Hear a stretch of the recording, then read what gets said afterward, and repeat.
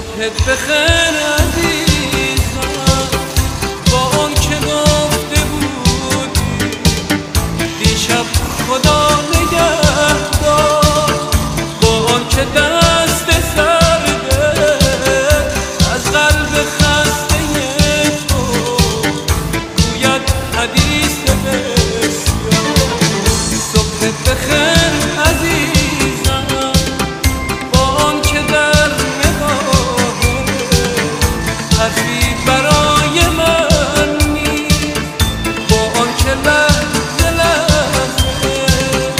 میخوانم از دو چشمم هم خسته ای